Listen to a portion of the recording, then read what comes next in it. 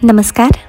एक तरी ओवी ज्ञानेशांची हे डॉक्टर वीरा करंदीकर आणि डॉक्टर हेवी इनामदार यांचे पुस्तक. आकाशवाणीवर झालेल्या कार्यक्रमाच्या या पुस्तकावृत्तीचे आपण क्रमशः वाचन करीत आहोत. आजचा भाग, जी विश्वरूपाचा सागरी होतो तरंग मवित वावेवरी, तो ये निजमूर्तीचा तिरी निघालो आता. ज्ञानेश्वरीतील अध्याय 11, ओवी क्रमांक 669.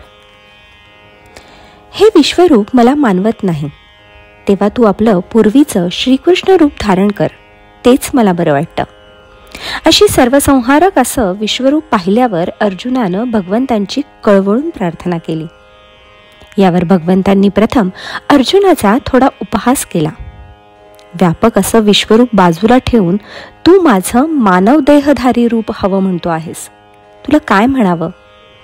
प्रिय असलेल्या व्यक्तीचं शरीर बाजूला सारून त्याची सावलीच हातांनी कवळावी, तसा हा तुझा प्रकार आहे, असं भगवंतांनी म्हटल्याचं मोठं मार्मिक वर्णन ज्ञानदेवांनी केलं आहे. मूळ आत्मतत्व हे विश्वरूपानं प्रकट होतं आणि लय पावतं, पुन्हा प्रकट होतं आणि पुन्हा लय पावतं. अशी त्या आत्मवस्तूची क्रीडा सतत चालू असते. अर्जुनाला झालेल्या विश्वरूप दर्शनाचा संबंध थेट त्या क्रीडेशी आहे, असा श्रीकृष्णांनी काढलेल्या उद्गारावरील ज्ञानदेवांच्या विवरणाचा रोख आहे. पण तरीही भगवंतांनी मातेच्या वात्सल्यानं अर्जुनाचा हा हट्टही पुरवला आणि विश्वरूप आवर्त घेऊन पुन्हा सौम्य चतुर्भुज रूप धारण केलं. ते रूप पाहताच अर्जुन अतिशय उल्हसित झाला. तो आपला आनंद व्यक्त करतो तेव्हा आलेली ही ओवी आहे. भगवंतांनी आपलं विश्वरूप प्रकट केलं तेव्हा त्याच्या त्या असीम अमर्याद आविष्कारात अर्जुनाचं आपल्या शरीराचं सारं भान सुटल्यासारखं झालं होतं. श्रीकृष्ण रूप प्रकट झाल्यावर पुन्हा एकदा अर्जुन जणू ओळखीच्या प्रदेशात परतला. त्याचं चित्त ठिकाणावर येऊन त्याला हायसं झालं. विश्वरूप समोर उभं ठाकलं होतं तेव्हा अशी स्थिती नव्हती. आपल्या मर्यादित अशा आकलन शक्तीच्या बळावर त्या अमर्याद विश्वरूपाचा ठाव घेणं त्याला कसं शक्य होतं?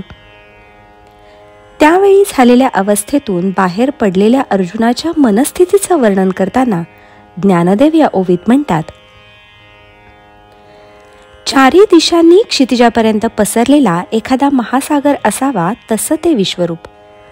एका मागोमाग लाटांवर लाटा उठत असाव्यात तसं ते त्यांचं दर्शन. आणि मी आपल्या तोकड्या हातांनी त्या तरंगांचं माप घेण्याचा केविलवाणा प्रयत्न करीत असलेला. पण भगवंता, आपल्या पूर्ण परिचयाची अशी ही तुझी चतुर्भुज मूर्ती दृष्टीसमोर आली आणि एकदाचा मी काठावर येऊन पोचलो. श्रीकृष्णांच्या सौम्य रूपाच्या पुन्हा झालेल्या दर्शनानंतर अर्जुनाच्या मनाला जे समाधान वाटलं त्याचं हे असं वर्णन ज्ञानदेवांनी केलं आहे.